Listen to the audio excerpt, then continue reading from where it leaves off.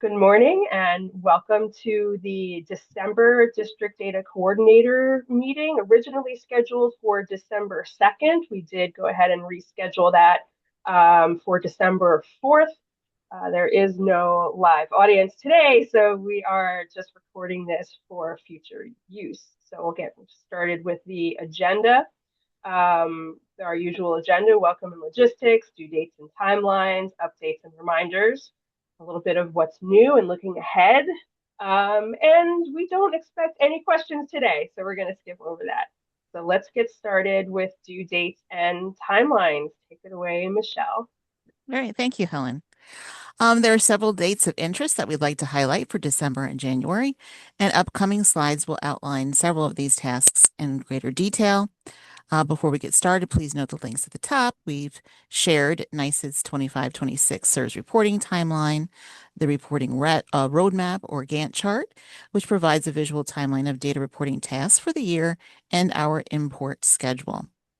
All right, first up on December 17th, we have the monthly deadline for the collection of student demographics, student enrollment, program services, day calendar, and student daily attendance. In January, the monthly deadline is January 28th. Monday, December 29th, by noon, is the deadline for the first of 3 beds pulls for the year, and it includes beds enrollment, economically disadvantaged, and FERPL data. It is due on Monday, December 29th because of the holiday schedule that week, even though the due date on NICE's timeline is January 2nd. Although it may be submitted to the MHRIC by Monday, December 29th, we highly recommend putting this verification process to bed, pun intended, before you leave for winter break. January 14th marks the last date to submit data populating the VR 1 through 9 reports and the Pupils with Disabilities or PD system, most of which corresponds to what has been reported through SC BedStay Snapshot. January 14th is also the deadline for the first submission of SC events data for the data range of July 1st to September 30th. SC events is now collected quarterly, and additional collections will occur in April, July, and September. The VR 1 through 6 and 8 are required to be certified in the PD system no later than Tuesday, January 20th. The VR 7 and VR 9 do not need to be certified. Typically, PD certifications are due on Mondays, but January 19th is a holiday, so that pushed it to the next day. We have 3 preliminary polls happening on January 21st: student digital resources, course instructor assignment, and student class entry exit data are all due. The course instructor assignment and student class entry exit data will be used by the Office of State Assessment for determining counts of students enrolled in courses leading to state assessments. As mentioned earlier, January 28th is the standing monthly deadline for the domains listed. And finally, also on January 28th, the NICESLOT standalone field tests, or SAFT, pre-ID data is due. Schools administering the NICESLOT SAFT will want to ensure that the student demographics, enrollment, and program service data for eligible students, those with the 0231 program service code, are up to date for the creation of this extract. NICE has not yet released the list of schools who will be administering these field tests, so this is a good opportunity to make sure that your L reporting is complete and accurate. All right. So then moving on to the updates and reminders. And to begin, we will hear from Sarah Lina and our special services team. Hello, everybody. Thank you so much, Michelle, for passing that off. We just have a couple of reminders for you today and one update. First reminder is about the SC BedStay snapshot that Michelle had just mentioned. This is just a reminder for the special ed BedStay snapshot VRs 1 through 9. Do make sure you're migrating that information weekly or frequently. The last day to migrate is January 14th, 2026 to prepare for the certification date, which is the following Tuesday, January 20th, 2026. If you currently have bed state errors in level 0, I urge you to reach out to your special ed office so they are aware of them and they can get them resolved. If at any point you're having trouble resolving these errors, don't hesitate to reach out to the special services team. And then next up, we have just an SE event reminder, which Michelle also briefly covered earlier. All districts must regularly migrate their SE events to meet NYSED's quarterly submission deadlines. The first submission deadline we're coming up on is January 16th, 2026. So do make sure you've migrated your data before that. This is not a certification, just a submission. The submission means that the data must be migrated beforehand and available for viewing in the PD system. Certification is still not happening until September. Next up, an SE event notification. Some districts have recently been contacted within the last couple weeks by NYSED directly. There was a memo sent out to those districts, and they were identified for non-compliance from either the 24-25 school year and or the 23-24 school year for SE events. Only districts who are contacted directly by NYSED need to take any further action. What that action is, in addition to migrating your SE events currently for those quarterly deadlines I just mentioned, any data that they found you in for noncompliance from the previous few years, you must update in your level 0 historical. So not only are we updating in Frontline, we're making sure that level 0 historical is updated as well. If you have any further questions on the requirements from NYSED, you could reach out to us for some clarification, but we may have to direct you to contact data support at nysed.gov directly for further information, as they're the ones asking you to make these changes. And that's all I have for you today, folks. So you know where to find us, special services at mhric.org for any special ed data related questions. Thank you. Thank you so much, Sarah. We're going to move right along to our testing team and providing that update today. I believe we have Lori Azorian. Thank you, Helen.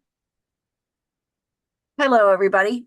A few updates from us regarding January regents. We've been delivering them, all the answer sheets to you. We ask that you please check them when you get them and let us know if you're missing any or if you need any more. Regarding NYSA, students have been loaded into the KITE education portal, and first contact surveys, PMP profiles, and rosters can be done in your district now. For NYSA slot, the ordering system is open until January 5th, 2026. 2026 already. Oh my goodness. Don't forget to place your order for those booklets. We'll be reaching out at a later time regarding answer sheets. And you would reach out to MHRIC, just so that you know, to do your ordering. And regarding test updates for the 3 through 8 CBT, the CBT simulation student extract has been pulled from level 2, or will be pulled from level 2 on December 12th, which means that your students must be imported into level 0 and migrated by noon on December 10th. We expect the students, classes, and test tabs to open on January 2nd. Lastly, technology readiness has to be completed by December 26th.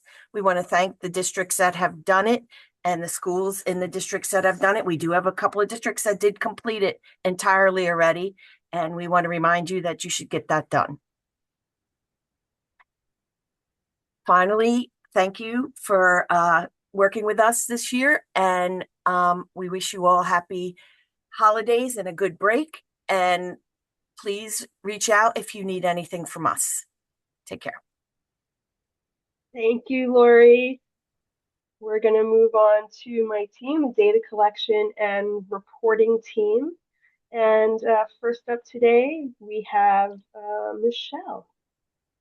Thank you, Helen. So the SIRS 327 is back with the requirement to report 3 FERPL eligibility codes, which we've reviewed in prior months. That's the CEP/P2, the DCMP, and the FDPIR when applicable.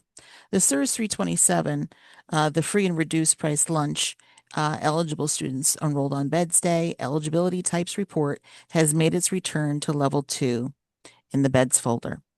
I say it's return because as we have discussed and discussed last month, eligibility codes, some very different to what are required now, have been reported to SIRS until the 2021 school year. So when you open the beds folder, you will see two versions of the SIRS 327 as shown on the slide.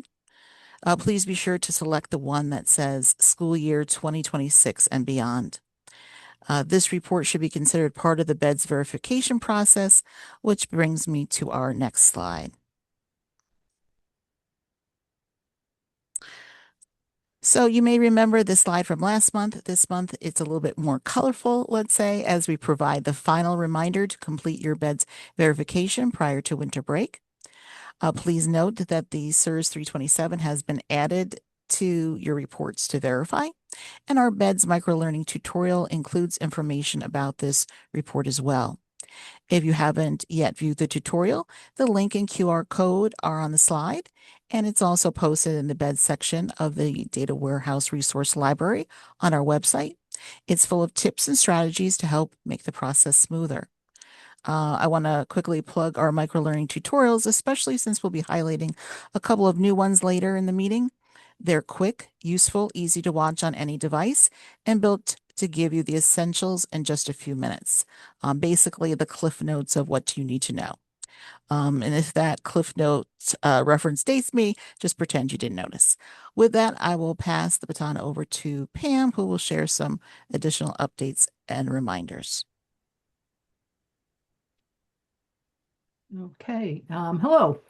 And this slide should be somewhat familiar to you. The dates and numbers are adjusted every month to kind of let us know where we stand as far as how clean our data is within the data warehouse. And first thing we look at are level 1C errors, and we'll take a deeper dive into those in a moment. I want to point out, notice there are two different dates at this time on this slide, as some reports are generated on a different cycle than others, and some were not available during the Thanksgiving holiday.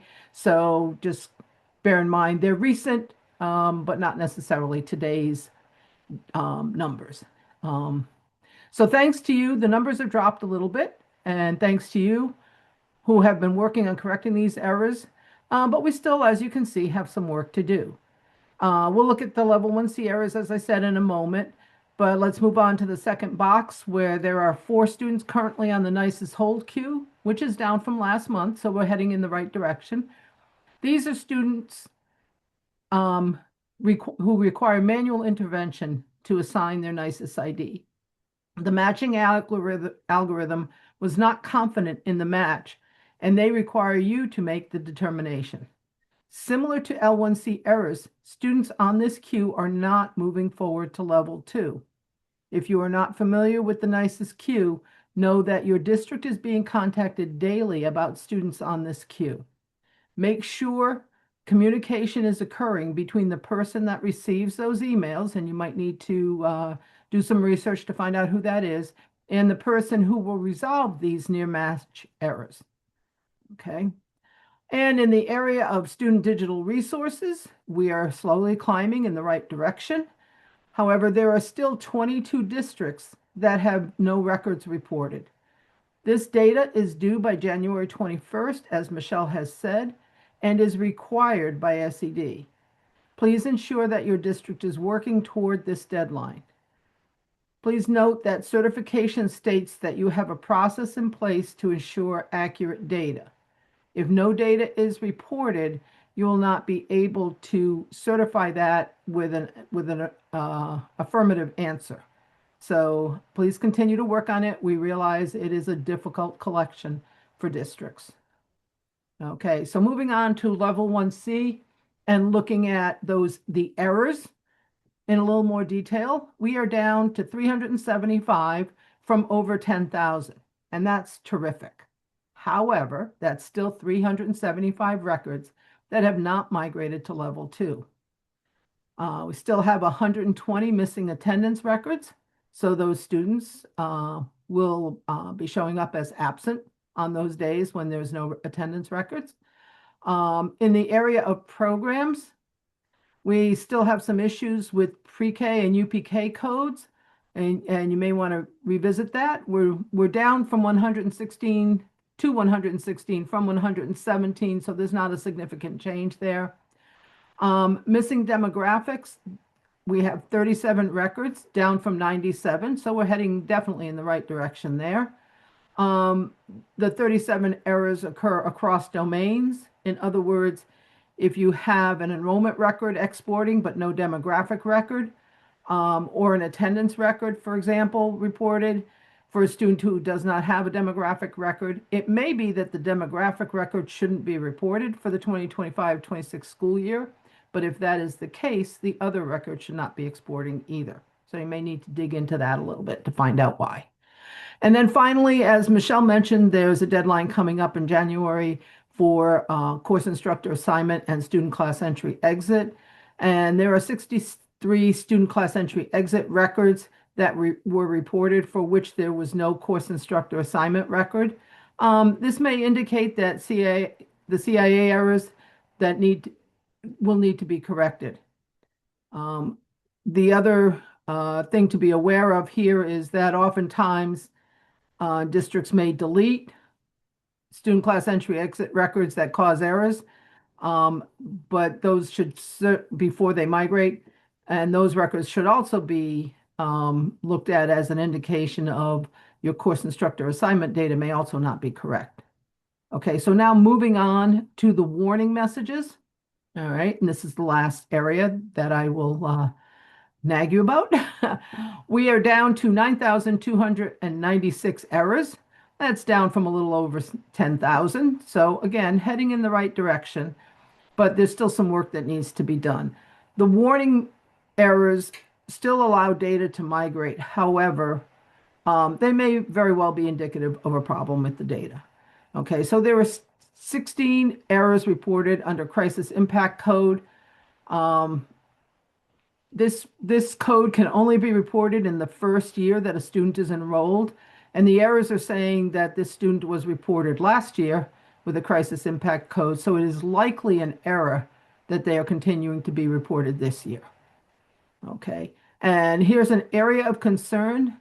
The next area of the grade 9 entry date mismatch. There are 90 records where the grade 9 entry date reported this year is not the same as the date reported in a previous year. As this date will determine if a student graduates within 4 or 5 or more years, it will impact the district's graduation rate. It's very important to report an accurate date here. This situation can sometimes happen for students who have recently transferred in. It's also common with alternately assessed students. I suggest you run the SIRS 750 or student profile report at level 2 to see all the reported grade 9 entry dates in one place. Per SCD, grade 9 entry dates should only change for a very limited number of reasons under very specific circumstances. So you want to make sure that these dates are not just, that there's a valid reason if a date needs to change. Okay, moving on to entry exit records. We have 49 records. It's up from 48, where a grade 9 entry date is reported for a student in grades 7 or 8. Now, this is absolutely an incorrect situation. So you'll definitely want to change this, as it will determine the cohort the student is assigned to. This often occurs when students are rolled forward in the prior year to begin planning for the next school year. When a student doesn't meet the criteria to advance to grade 9, their enrollment is reverted to grade 8, but sometimes the grade 9 entry date is not updated or removed to take them out of that cohort. So again, it may impact your graduation rate for a particular cohort if not corrected. Next error is in staff snapshot. There's 1,214 of these. It's up a little bit from last time. And these are the errors that say the teacher's name does not match the name found in the teach system. And we see this a lot. So unfortunately, it leads to overlooking it, or an error that may actually be an error getting lost in the shuffle. But of those 1,214 records, 38 have both a first name and last name mismatch. Okay. It may not be a problem, but it might be. There may be a typo in the Teach ID in your HR or your SMS system. Please don't ignore these. These will be imperative to review and make sure that you are actually linking to the correct individual. Okay. Excuse me. In the area of program fact, we have over 6,000 errors across all program service categories. And we're going to dive in here for just a minute to take a look at the high frequency errors. And our highest frequency by far is where the service provider beds code does not match the enrollment location beds code. It's improved slightly, but this error is being reported for 37 districts. So it's highly, or it's likely that you may be one of those 37 districts. So please review your L1C error report. And remember, when fixing this error, the previous record should be ended and a new record started for the 25-26 school year. You may also need multiple records within the year if a student transfers from one location to another. As we had mentioned last time, there's 118 students who are reported as eligible for alternate assessment, but do not have an ungraded grade level reported. The deadline has passed for inclusion in the data pool to be loaded into the KITE system.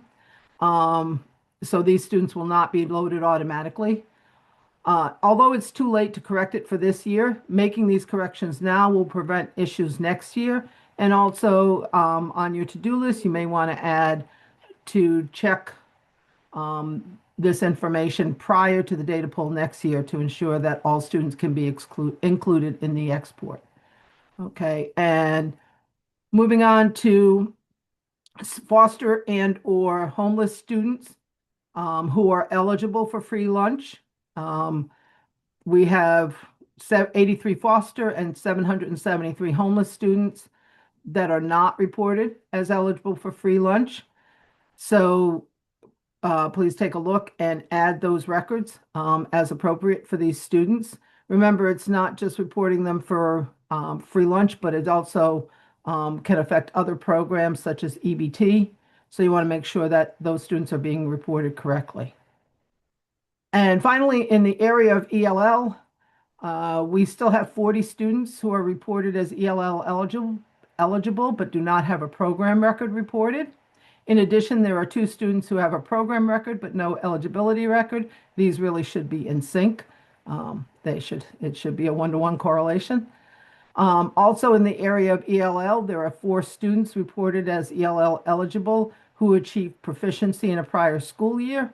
So if that error is reporting for your district, you'll want to make sure that you go in and exit that student appropriately, or not report this year for ELL eligibility.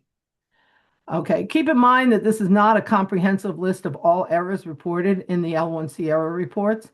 We are bringing common issues with significant errors to your attention.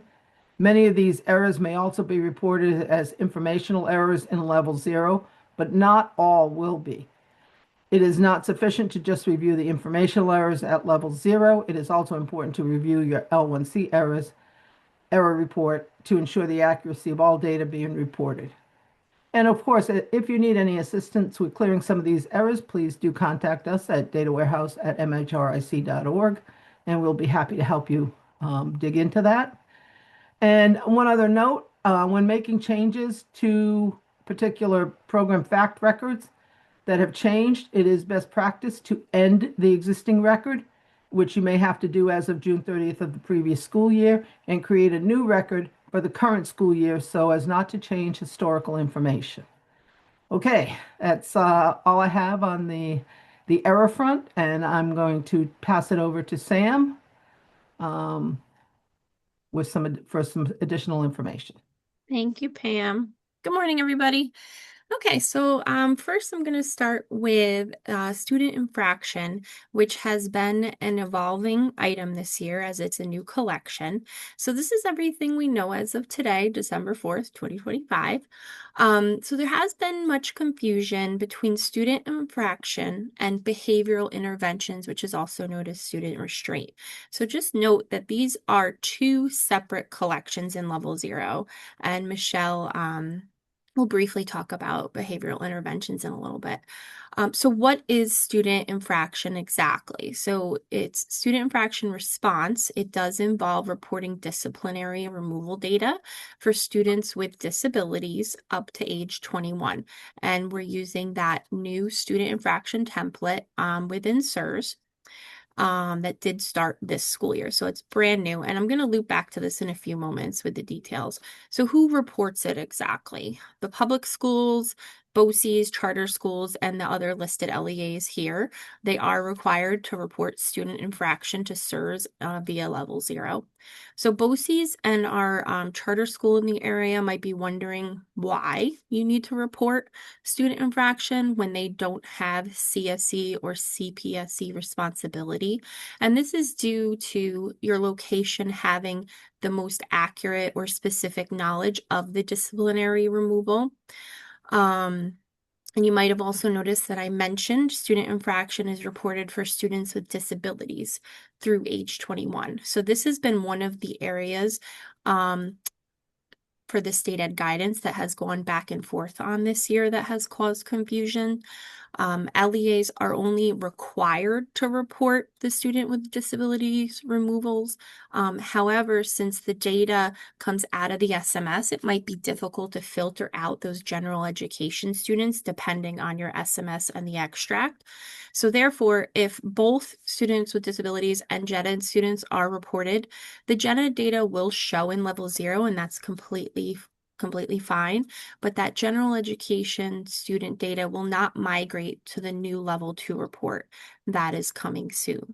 So if your SMS has the template available, I know some of them have it available now, this should be part of your weekly or bi-weekly import process, depending on what your LEA has chosen. Okay. So moving on, luckily, as of right now, we have one name for this collection, student infraction, between level 0 and the eScholar template. So hopefully when that level 2 report is released, that will continue to prevent confusion.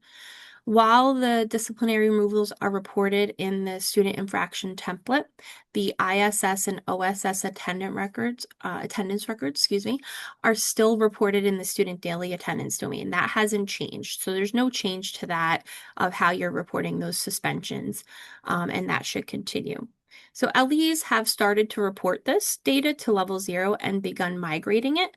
Unfortunately, there currently isn't a level 1 or level 2 report to check the data that you have been migrating. Per SCD, the new level 2 report is expected to be released in early 2026. So as soon as we know any more information about that, we'll definitely share it out. Now, this school year being the first collection year, 25-26, is going to be what they're calling a dual collection. So what does that mean exactly? So this means the data is going to be collected via SIRS, the student infraction template that we're talking about, and also in the PD8. So if your LEA has the CSE or CPSE responsibility, then you're going to also complete the PD8. Now, in future years, as of now, the plan is that the student infraction template is supposed to replace the PD8 reporting. So more to come on that next year as that transitions, but that's what we know today. Okay, so as I mentioned previously, only students with disabilities are truly required to be reported, but those gen ed students can be included. Now, each disciplinary removal must have a unique student infraction record in level 0.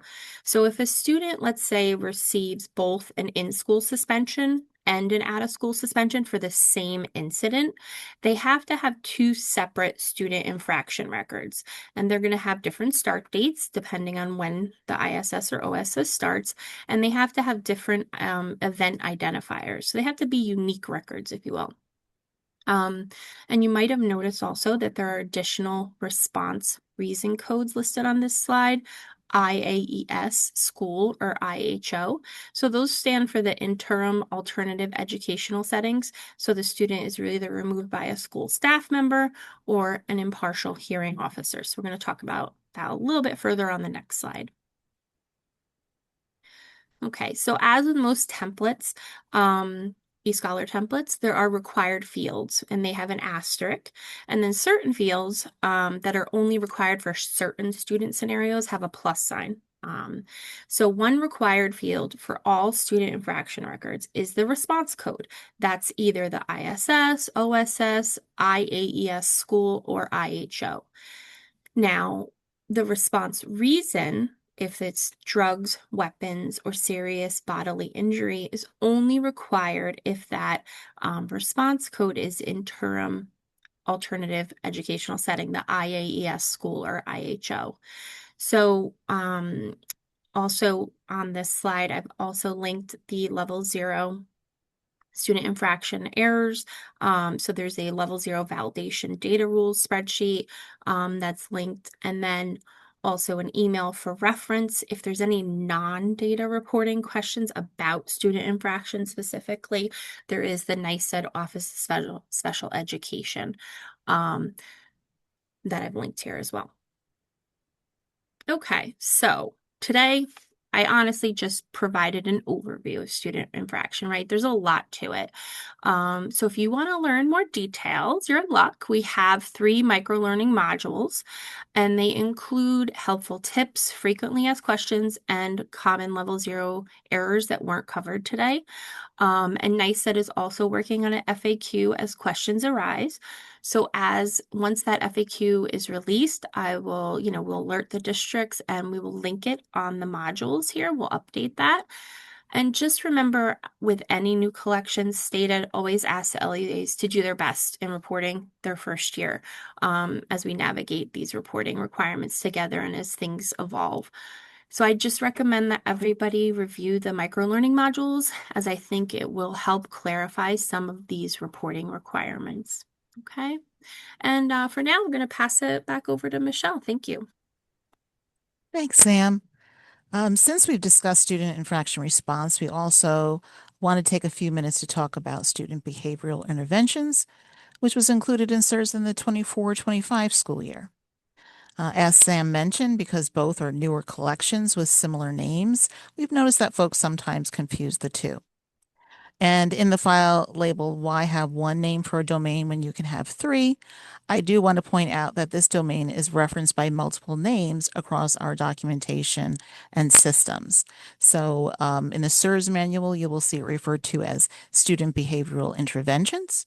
In level 0, you will just see it referred to as Behavioral Intervention.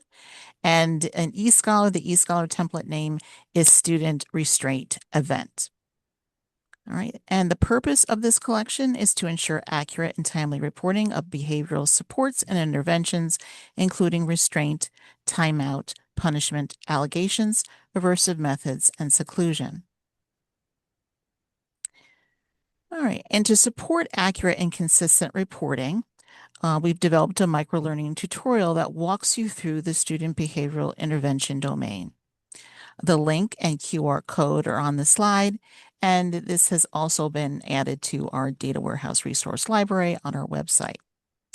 So this tutorial unpacks the reporting process by providing a focused overview of the domain that includes key reporting field definitions, what each field means and why it matters, data flow, how information moves from the initial report to verification, and verification steps, how to ensure accuracy at every stage. It also answers essential questions such as, when must an event be reported? Who is responsible for reporting? How do I verify that the information is complete and correct? So by the end of this tutorial, you'll understand exactly what to report, how to report it, and how to validate the data. Okay, and with that, I will pass it to Helen. Thank you, Michelle, and thank you, everyone. That was a lot of information.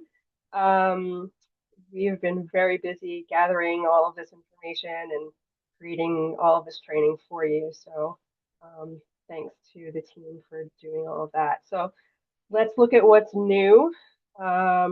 This is new, but although we did report it last month, we have some upcoming migration deadline updates for you. Since MHRIC's deadlines have been pushed forward because of the Thanksgiving, well, Thanksgiving is past already, but the upcoming Christmas and New Year's Day holidays, the MHRIC deadlines have also been pushed forward. So please take note that the following Monday deadlines replace our usual Wednesday deadlines. So it's going to be Monday, December 22nd and Monday, December 29th. The task list has been updated for December. Sam, do you want to say anything about that? Yes, thank you.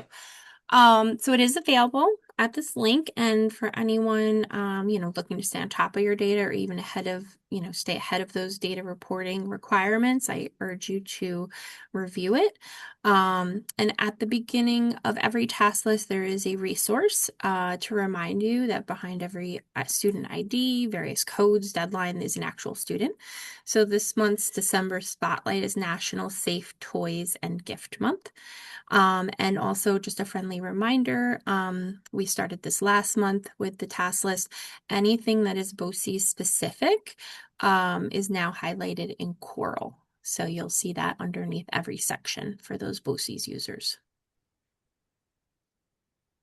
All right, so moving on, we have something new for you this month.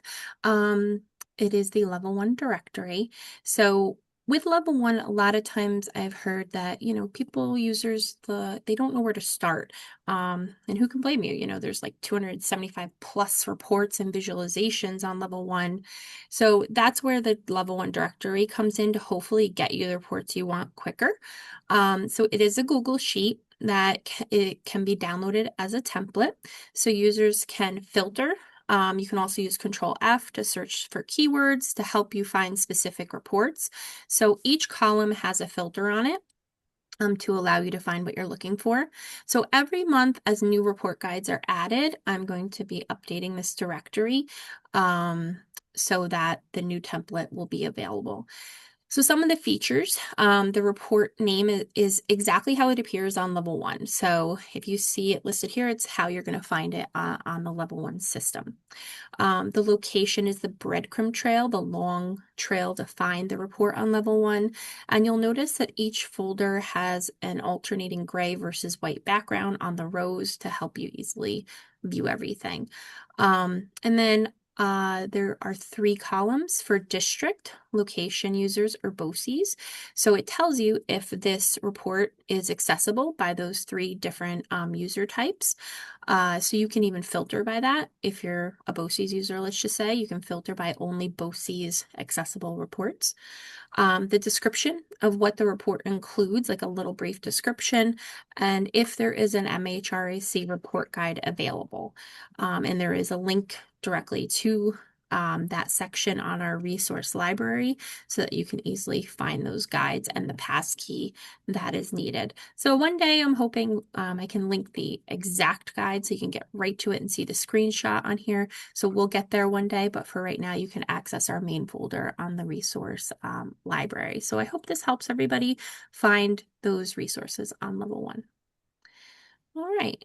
So for this month, for December, so in addition to that level 1 directory, we have some guides here that you can find on our resource library. And don't forget, you need these passkeys to view them either on the testing web page or the data warehouse web page. Awesome. And I'm going Thank to you pass for it that. back to Ellen. Thank you. Thank you, Sam. Looking ahead, we just have a couple of things for you. This is the list of the 25-26 DDC meetings. You'll notice that the 12-2 meeting was canceled in favor of the meeting that we are recording today on 12-4. Here are all the recording links for the previous meetings. You can look for the next recording link to come in the data news, which we will be sending out in the next couple of days with this recording linked to it. So that might have been a meta thing. You'll only be able to know that that's linked once you get it. Anyway, if you have not yet registered for upcoming meetings, you can do so with all of these links. And as I mentioned last month, some people were having issue with the February registration link that has been updated. So if you were having trouble registering for that session or for any of the other sessions, please do go ahead and register for them. Our next meeting is January 6th. Again, we have our contacts here for you for quick and easy reference every month, as well as some links and resources. The Data Warehouse Help Desk is open on Monday through Friday at these times. And of course, we are closed on holidays. We will not be having a Duchess BOCES group meeting today after this meeting for obvious reasons. It's being recorded and we're not holding it live. But I did want to mention that the previous meetings of those have been uploaded to our YouTube channel. And if you have the links to those, you know that you do. If you are not able to access those for any reason, please do let us know at datawarehouse@mhric.org, as well as the BOCES DDC meeting agenda and notes you should all have access for. And again, if you don't, please do let us know. There are no questions today, but we do want to wish you a very happy winter holiday. Again, that next meeting is January 6th at 9 a.m. And we thank you very much. Have a great holiday.